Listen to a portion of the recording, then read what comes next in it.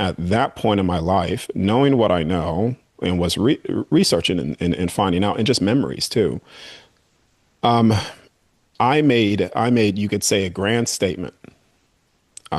So picture me at 16, at someone at 50 years old, just having enough when they have all this knowledge, and you you have these individuals that have been in the freedom fighting movement for years and have gotten to this state. Yep. But at 16, I was there, and I said, I want to know what the purpose of this is. So I'm here.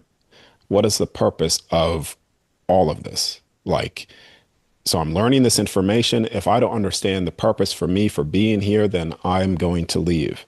And it was an ultimatum. It's show me or else I will figure it out anyways. Because if you don't show me, I will take myself out and go back to the other side and figure out all the information that I'm seeking. And it wasn't when I made that statement, it wasn't a statement of maybe, sort of, kind of, it was a ultimatum. Tell me or else. And there was no changing my mind at that point. And in that time, I had my first near-death experience, or what I say now is a out-of-body state too, because I was taken outside of what we call the universe, and what people call the universe, which is the construct, and I was able to see how everything worked and operated, and I was being shown these things again. I was being shown how time works, how the infinite creation of constructs and realities and universes are manifested in the purpose of each individual soul. And I was even shown future events, what people would call prophetic visions or prophecies that would come true. And funnily enough, at 16 to where I am now, years and years later, I'm actually in this environment that I'm in. The place that I'm at right now is the same exact place of that which I was shown when I was 16 years old, in that vision with certain people in my life that I had no concept of at the time. I remember even she was showing me the dog that I have now, Lilu. It's a border collie. And I was like, well, why is there an animal here? She was showing me all of these things, like it was like movie trailers, like getting visions and flashes of what is to come. And here I am now, all these years later, and everything that was shown to me has come true. Can you willingly And see the future now? uh, yeah, you can see the future events. Yes, you can. And it's happened to me many times through the out of body state doing this, but it's not time. Future events are, you have two versions of them. You have fixed events, and then you have potentialities. So let's just say, for instance, a fixed event is every single soul here is going to wake up to the other side and see all things again, whether if that's through dying or through out of body state or what have you. They will eventually access all knowledge and their divinity again. And so potentialities of time is the basically what decisions do you make that basically lead you to that final destination anyways, you see. So whether if that's going in this path, that path, but you could see these things. I remember many times. I'll give you one example, but going through my process, shutting down my body, and then I'm on the couch because I like to be isolated when I do this, and then I see someone close to me. Basically, as I'm coming out, I see them walk past as if they're physically walking past, and I'm observing this, and then I come back into my body. Let me say. And then I come back into my body. And then when I wake up from that, I actually see, I wake up and I come right back up. I sit up, and then here she is walking exactly how I seen it. So time is not a linear thing. You can access past, present, and potential time. It's very much more not solidified as what we think it is. Because right now you could think of going into the past, and therefore you're already in the past because it's time is still accessible to you in that way. But when you are accessing more of your energy field, more of the light spectrum, which we could only access 1%, when you access the 100% of it, then you'll see that all of the things that seem like they are airy fairy or mysticism or woo woo is actually quite real. We're There's a trying to strive science for behind that. realness. There's a science Yes. behind that, right? I mean, it's not, Yes. and we might not understand it. I have a few people who are pretty advanced that I talk to, and like you, in their endeavors of trying to figure out what reality is, and one of them, very highly respected scientist, which is pretty interesting. But he's Mm. very much into understanding what the world is really about. He's very different than most people. And he told me I just kept nailing him on some things. I don't want to give away who this person is because I don't think he'd want to know, people to know where he's Mm. at this way, but at least publicly. But he said to me that once people understand what this world is really about, they truly get to that point of why we're here. He says about half of them decide they don't want to stay here anymore and they just go back. Is that true in your experience? Because going So, back is so much mhm. better. And I don't want to instigate people taking their lives. I don't want to talk about it like that. People who've had near-death experiences, like my sister was talking about it when she was going through this research. She's a doctor and she was looking at this, and 1,000 people study of people that almost died, and they came back and they all Mhm. came back with being spiritual of some sort. And it was Yes. beautiful and peaceful and loving. And so that's what he was trying to tell me. And not everybody Yeah. can, like they're not able to either. But can you answer that in a way that's not, I'm not encouraging that in any way, shape, or form, but you know what I'm saying? Yeah. I'm going to say two things. One is that you'll find the the reason why there's a lot of people that follow that which I'm saying is because I've actually shown people how to what near death experiences. I've shown people how to access that same state controlled, and you know, I brought this up with you in the other interview that we did, but a classic one is David Ebel. He's testimony, I think 82 is David Ebel, and he's had near death experiences. He's died and he's had out of body states. He's confirming those things. So it's maybe that's even someone as well to have on your show. I don't know if you want to talk to him or not, but he would be able to even confirm that as well with you. But Yeah. the when you access the other side, your true home, yes, you want to stay there because we think that this is life, and yes, it is life, but the true life is that which you came from before you were born here in limitations to the physical body. So when you're there, you are no longer limited by the physical body, which you could say in quotations like the physical body is a prison for the soul in a sense because it gives the illusion of limits when the soul is a unlimited being and it is the infinite. So because the soul's the infinite, it can never be bound or limited unless you believe it to be so. And so when you're there, you taste that. You taste the The the freedom. infinite, the joy of I am, which is eternal, you, which you could be and do whatever it is that you desire and wish to do, based off what you will So what will is the will to do. point? What is the point of being here then? And I know that's what you struggled with when you were, Absolutely. yeah, why the hell am I here then? Yeah, absolutely. I mean, Can you so articulate that, all or is it hard to even articulate it for a person who doesn't quite get it? I don't think probably it's going to be difficult to understand, but I'll try to articulate it in the way that it was shown to me, how I experienced it. So, one going back to 16, when I was shown that this is what I returned to, there was this. When you look back at your life here, it's almost like only seconds has passed. And I knew in that very moment that this is so temporary and I exist for eternity and forever. And this is what I'm always returning back to no matter what.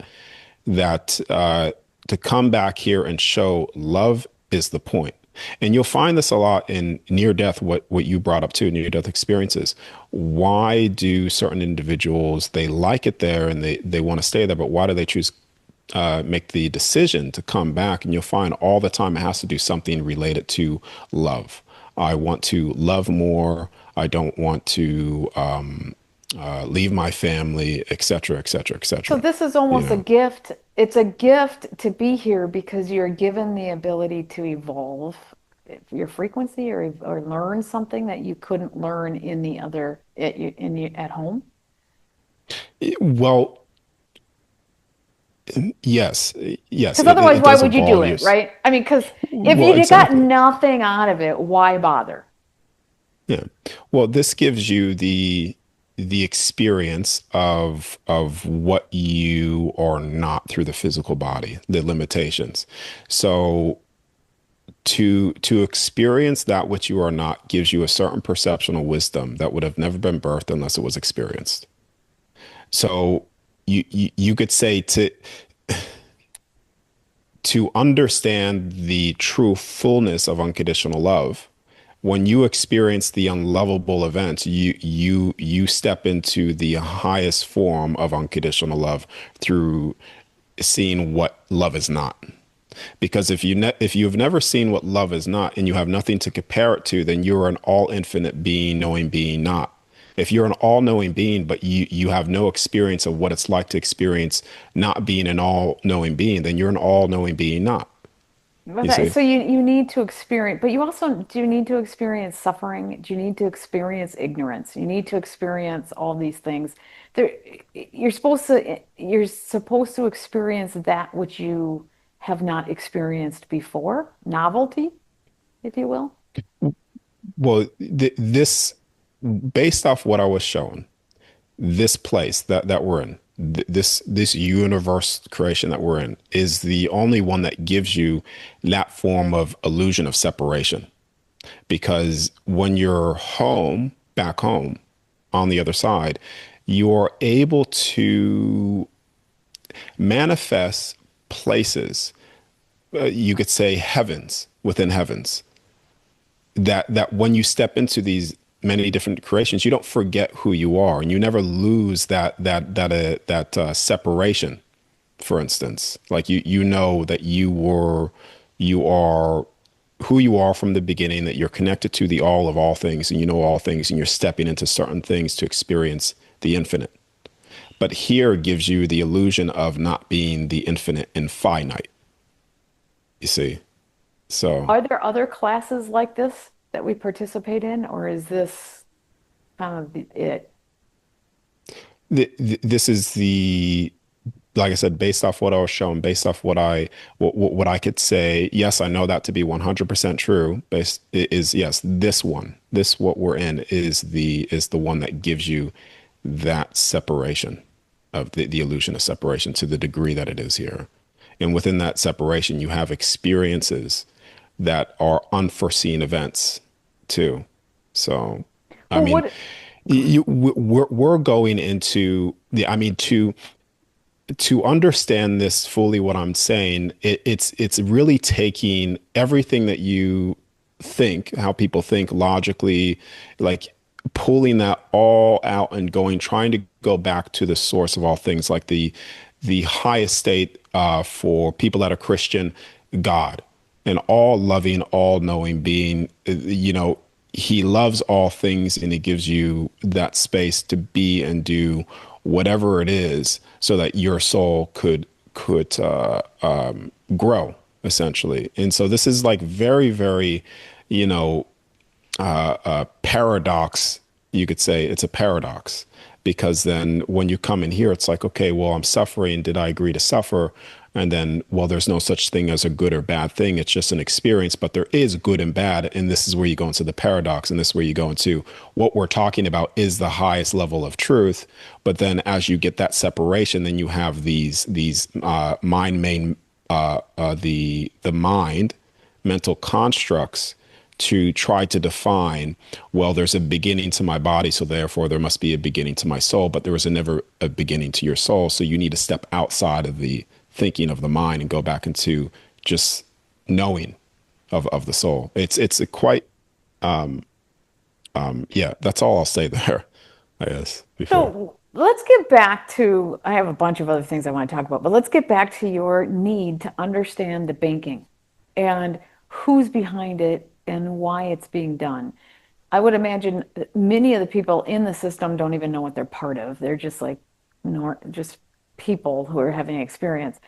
But is there a more of a mastermind, and who are they, just humans, or what are they if they're actually using that system as a source of energy?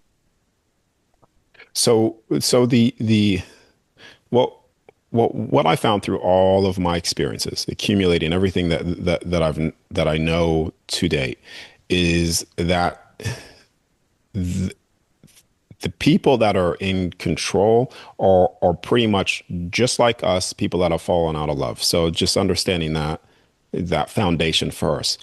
Now, these same individuals that have fallen so far out of love, they basically, okay. First you have the soul. So the soul, let's just say, cannot be limited. It's the infinite. Then you have the creation of the physical body, which gives you the illusion of limits. And then you have the spirit, which is memories, and also thought forms can make a negative spirit, or what they call demon, within you, or thought forms are spirits are also forms of thought forms. So I know this is going to sound like I'm going in this direction. How is this going to make sense? But let me just explain it all and then bring it back full circle.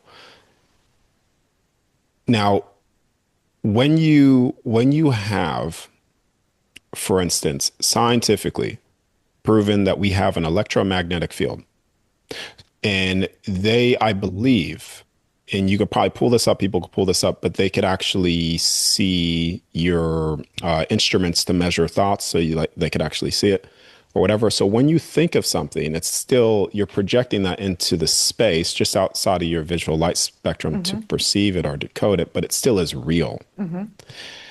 Okay. Now, these people that have fallen so far out of love, they become very demon-like, and you could say manifested through their thought forms many bad spirits, which the spirits don't have control over the soul, but it's basically your belief in the very thing itself gives it the very power and control, not the control over you, it's your belief in it. So these people that are controlling the governmental systems, they've put a lot of thought forms into things, making you believe in the very systems themselves to govern you. But when you don't put your belief in the government anymore, and you walk away from it into love and truth, then all of a sudden government falls down and it disappears.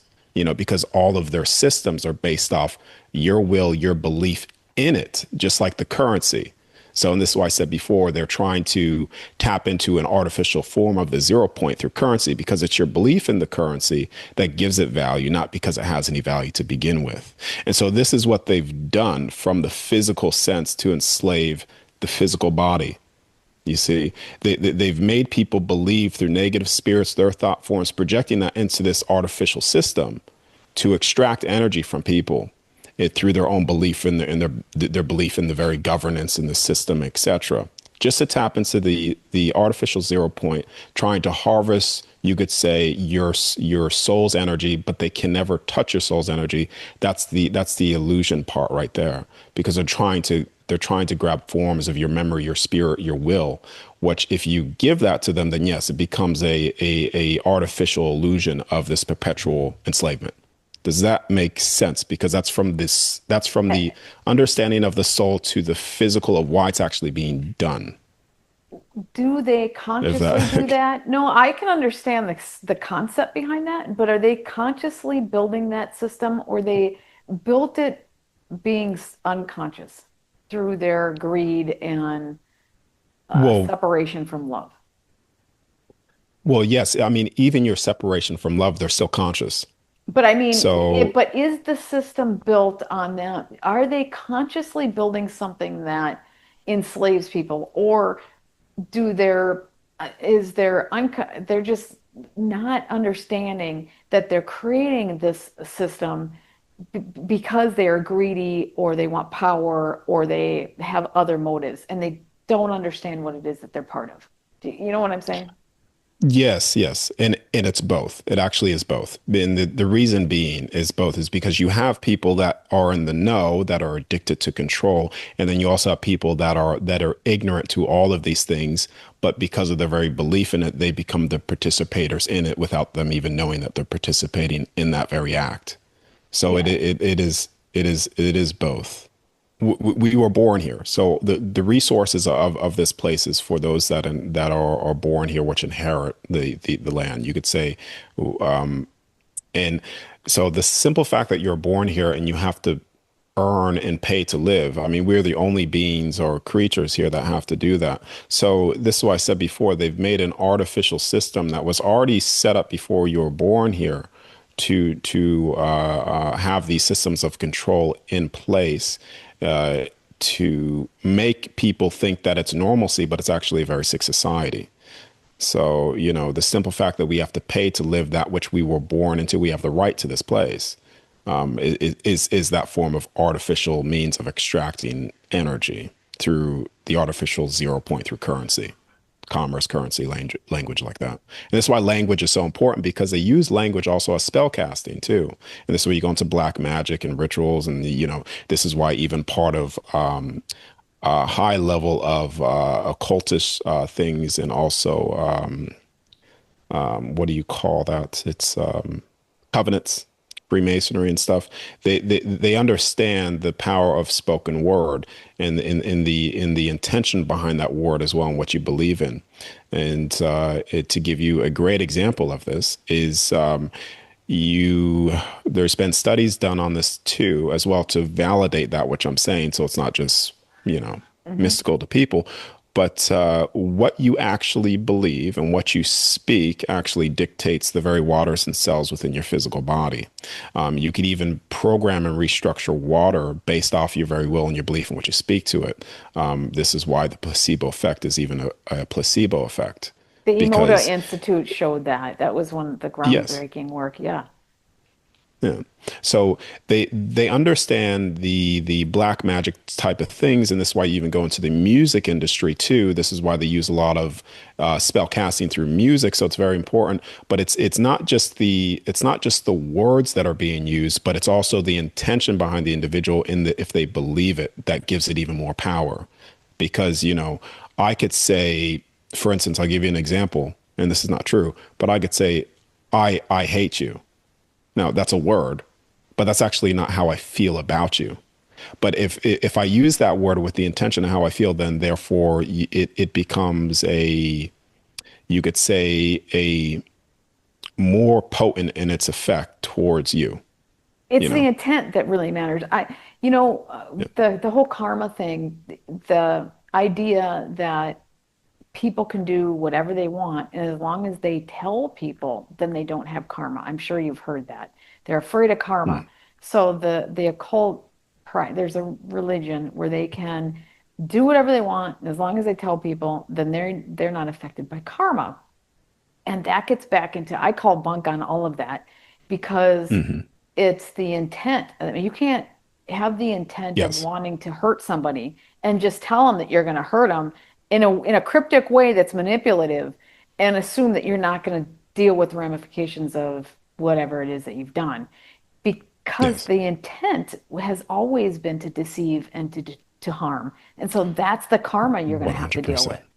Yeah. Yeah, well, 100%. And I use this as well. You cannot have unconditional love with a judgment. And then some people mistake what I say there with okay, well then you can't point out what is harmful. That's not necessarily true because there's a difference between judgment and discernment.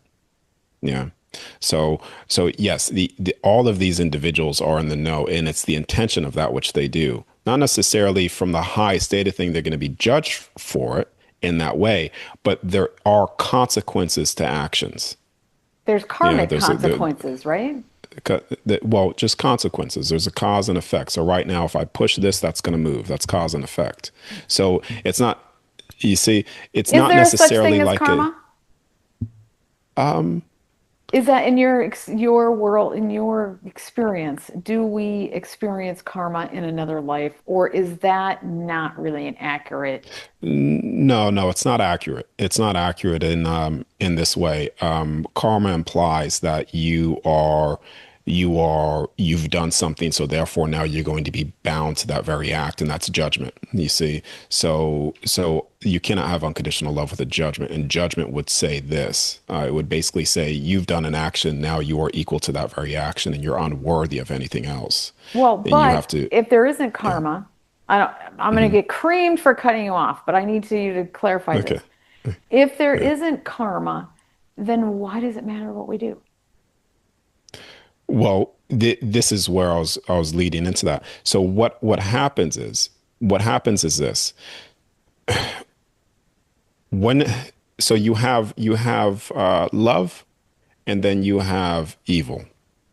Now, where does love stem from? What is the core of love? Where's the frequency of that? And you'll find it always goes back to freedom. And you have all of these different avenues, expressions of freedom. Love is a symptom of freedom. Joy is a symptom of freedom. Fearlessness is a symptom. I think I said that right. Is a Yeah. symptom of freedom. Courage is a symptom of freedom. You see, so and that's all like unconditional love stuff. And then you have evil, which is the root of all evil, is also the energy behind that is loss. So, fear comes from loss. The root of fear is loss, and then you have fear, loss, regret, suffering, pain, etc. But anger And isn't, just right? Anger is not uh, a symptom of necessarily evil. It could be of, I mean, that's not, but anyways, keep going. yeah, yeah. So it's I'll bring this all full circle again, but anger in the form of the way that it's expressed in its intention. So anger in the form of harming something, absolutely, that's the form of evil. And anger in the form of like you're doing something out of love, and but that wouldn't be anger in the way that you perceive it, because a lot of people have anger now thinking that that's anger of evil, but it's actually courage. That's actually what they're feeling. It's not really anger, it's courage, and they're mistaking loving acts of anger with actually loving acts of courage to change something. And so this is why the new age propaganda has really crippled people, because they've put people in a state of love where love is just do nothing and accept all things. And you could say, yes, accept all things, but it's also in a place of doing things in the place what love would do, in protection, et cetera, et cetera. Yeah, that's So why I said that. to That's why I wanted to bring that up. Anger isn't what people think it is, but keep going. yeah. So when you understand those things that I said, then you understand the very people that do things out of fear, control, etc. Then they will experience on the other side loss of judgment of themselves, etc. And so there is a consequence to that, and that consequence is them looking at themselves. And the unforgivable sin is a sin that you cannot forgive yourself for, and the regrettable is the unforgettable on the other side. So you don't forget things that you've done. So there's no form of judgment from an external source that will ever give them any more hellish experience from the very judgment that they place on themselves and the things they can't forgive themselves for. And this is what is reflected to them when they leave. When they leave this place, it was reflected to me in my past getting my life review. It's the reason why I'm doing this and sharing all this information is because you will never escape yourself. You're the only one that you can ever escape, and you're always going to face yourself and the things that you've done. But all things are forgiven too. Even the most evil things and all that has ever been done is all forgiven and all loved all the same, but they are the judges of themselves based off what they've done. And So the all harshest acts, critic? yes. In all acts done outside of love, you will experience loss, pain, regret, everything. So, yeah. When you see the bad that's going on, you do things in the act of love and protection, not in a place of sitting back and just allowing, because I'm pointing things out. This is Federal Reserve banking is enslaving humanity. People will just say, oh, well, I do nothing. Well, no, just don't give your will and belief in certain things and start doing things in an act of love to progress humanity forward. Do things all in joy. Keep on focusing on the highest state of joy and fulfillment and what you want to put belief into, because then that will manifest that reality and that paradigm. It's the same reason why they've taken over mainstream media, because they want to dictate people's belief in certain things to manifest a certain paradigm of fear, control, suffering, etc. But if that whole paradigm was flipped into love and joy and etc., then you'll find this place would change overnight. Yeah, the But that's a media really big, does. big, big rant. The Yes. narrative and what you project is really what we are. It creates our reality. Okay, I asked you a question. Do you Mm. know who I am and what my soul is on? Do we know each other on the other side? And I'll ask you again, what is the answer to that? Well, yes, yes. So the when people ask me certain questions like that, and do I remember you? Yes, I remember your signature. And I remember a lot of other people's signature too, because the thing is, every single soul is always known to all souls.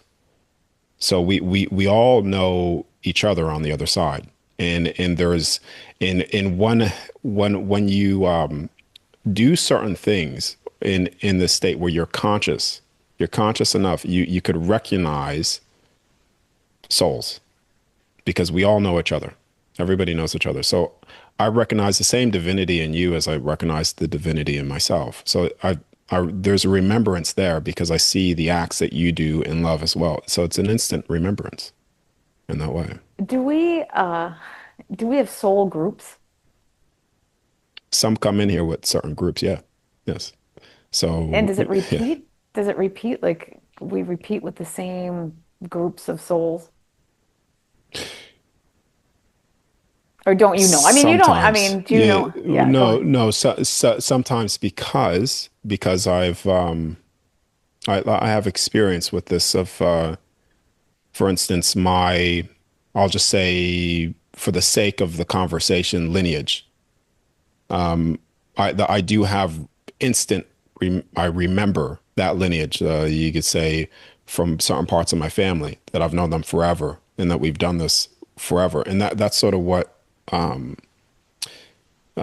you could say you're alluding to as well, or I was alluding to. Do you remember? Yeah, because some people come in as a clan as such, or a group to do certain things, and this is where you get certain waves of people, because everything is people don't necessarily come in here just willy-dilly. Okay, I'm coming into this. There's agreements made. We know each other, and there are some collection of souls that come in here as a group to sort of anchor a certain field of energy, a certain field of energy. And this is why you'll find that when certain individuals die within that certain clan that they've come in through, you'll find that sometimes you'll get this domino effect of then everybody else leaving this place at the same time, or very similarly, you see. Because they've So, accomplished their mission of some sort. mm, yes. Interesting. So, do you remember or think you remember the future of what some of these events that are unfolding? Because it seems like there's tremendous change going on right now. I think there's a lot of pain in people too, which actually pain can be good if it transcends into people evolving and doing something good. It Mhm. seems like we are at a precipice of major, major change. Uh, Yes. it's profound. And some of it could just be because we can communicate in much better ways, which is actually instigating a lot of the change as well. But what have you seen the future? Are we going to evolve, or what do you see, or haven't you seen the future? No, I have seen, like I said, from 16, and it's also been shown to me many times from to this point as well. But from that age, I was shown the freedom of all of humanity again. Everything in this place becomes free, and there's a big celebration. So right now, eh, the only way that I could put a picture in your mind is think of the end of all suffering, of all everything. and true freedom for every single person here. That's what's coming.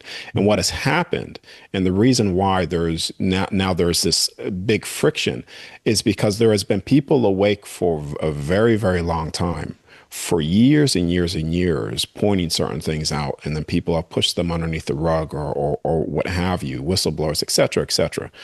But you see, when people are comfortable, sometimes they choose to do nothing. And the comfortability is like a very soothing thing where they're just like, well, I'm not going to do anything because it's not bothering me right now.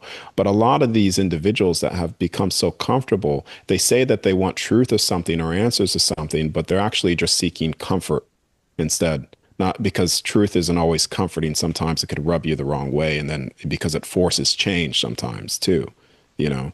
And because people have placed so much value in money or systems of control, et cetera, when that starts knocking on the door of like, okay, these things are starting to get difficult and they're falling down, then that forces them to see that which it always was forms of enslavement to extract the energy in order trying to extract the energy from you. So that's what people are seeing because all these systems based off of controlling someone, controlling something are not acts of love. And those things fall at some point. And that's what I was showing. They fall at some point because the only thing that comes from this is all systems based on love. There's technology out there through the patent system, eh, that actually could solve a lot of the energy needs of humanity. But you see, if you have a person A, person B, person A has good intentions to bring that energy device forward in love, that changes humanity. Versus person B has controlling desires, et cetera, then all that does is it still suppresses humanity and controls them, even though it's free energy. You see, so all of these controlling things, the thing is, we have everything right now in place with the technology that we have, everything. We have everything to make a paradise here. You could say a Garden of Eden here. We have it now. But the only thing that's preventing that is a certain consciousness in individuals that are wanting to bring that forward and control or either love. And that's the only thing that's breaking down at the moment. All these fear control based systems are just falling to replace it with what the other side is. You could say There's the laws of the other side, which is love. Yes. there's an argument that if we had all free energy, we didn't have this money system, we didn't have to work to make money, or we didn't, that society itself wouldn't function because the need to work is what gives us the people working in the ambulances, the people building things. So if you didn't have a need, then you would have Hmm. apathy. That is the counter argument to that. What would you Oh say to yes, that? yeah. I get that. I mean, there's always going to be some form of value exchange. I understand where that's coming from as well. But the thing is, the value exchange isn't necessarily going to be the way that we have it currently, because the value exchange that we have now is already so controlled. Like this, just every form of it is controlled. But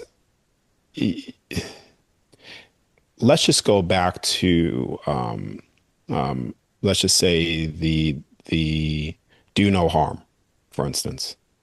So if that was the under base a rule of all things, do no harm, then you'll find that a lot of people would start doing things in life and it'll actually free more things up. Not only that is a lot of the things that you talked about too with like the medical system, there's so much things that we could inherently do now within ourselves that people are so unaware of. Is see, the forms of technology are expressions of that, the eternal tech that we have within ourselves. Right now we have immortal genes within us, immortal genes. And you could say through the splice, through the DNA modification, through vaccines, etc., telomere caps, and what have you, they've been able to alter or change it slightly. But we still have genes within us that we are the true eternal tech. Right now, we have a soul within this physical body that has access to the multidimensionality of all of creation, and yet they have secret programs such as Project Looking Glass, which is technology to try to see future events, but we have that technology within us. So even with forms of technology, like I said, if they're brought forward, they should always at some point return back to that which it originally was in the past, where the technology supports the electromagnetic field of the physical body and vice versa to turn these things on within us. Because because someone with an illness, for instance, I'm not a doctor, this et cetera, et cetera, but someone with an illness with the placebo effect has been proven that they could fix that based off their will and their belief. So, what is your purpose here? What I'm doing. What you're That's doing? it. And Yeah. was that what you were driven to figure out? Like, what the hell am I doing here? Well, yeah, since from 16, like that was the That's a point, crux of right? it. Yeah, not just Yeah. what am I part of, but why am I part of this? Yeah. What is the whole point? Like I said, at that point, I was just like, tell me now or else I will just figure it out. Because again, you have information, but then what's the point of that information? Do you You think see, that a lot of people get to if that there's point? Like, a what the lot of, yes. hell is this? So, Yeah. a lot of the people that you work with have gotten to that point and are like, I just need to know what the hell this is because this is really getting quite strange. Um, yes, yes and no. Some people do come with that, yes. But then some people just come with a genuine desire to gather together and share, you know. So, Which yeah. is kind of one and the same in some ways, right? Like you kind of, I mean, maybe not. Maybe not, it's not the Mm, same. So, mm. do you know what other people's purposes are, or their purpose different from each other? We say people come in groups to raise the energy level or have certain purposes, but do you know when you meet people, when you do your out of body experiences and you go back, do you get an idea of what, like, do you know what my purpose is, or do you know what other people that you meet purpose is? Or do we Okay. all kind of have the same purpose? Go ahead. Yeah, well, it's all the same purpose, but it could be disguised in many different things. So it goes back into what like you're trying to find the truth of all things. Like what is that truth? And I always say love is truth and truth is love. So everybody's purpose and things, even what I was shown, was to do things in love, pretty much. But not the love that people have been programmed to believe it is, where they do nothing, but to do all things in love. And so you could have, let's just go to the basic things of someone doesn't feel like they have a purpose in life, but then they find that purpose through loving their kids or making a family. You find the core of it, the purpose of their life then becomes the act of love, you know, sharing information the way that I'm doing it. The mission that I'm trying to do is all acts of love in that sense, to awaken people, because uh, love is also courage in the act to do something in the name of spreading of truth, awakening people. So even your platform right now, what you're doing is an act of love, trying to expose information to people. But then some people may think that that's not love, but you're doing all things in love in that way, because it's a desire, a courage to bring information forth to people. So Well, the the people who core of are it effective, is yeah, go ahead. say the people who don't see kindly on some of the information that I share don't react that great to it. I have some Well, people that don't like me that I don't know exactly who they are, but it's clear. it's because, like I said before, truth is not always comforting. It's not. Truth is not always comforting. And to like nail it in the head, when people have near-death experiences and they die and they go over to the other side and they get a life review, they are showing what they've done outside of love and what they've done in love. And when they're shown the things that they've done outside of love, it's very uncomfortable, painful Hmm. to see that and feel that. So truth is not always comforting, but people are always seeking forms of comfort, and that's not always how truth brings itself to people. And so the new age wave that you really dislike is this need for constant comfort, even though it's not truth, it's not authentic.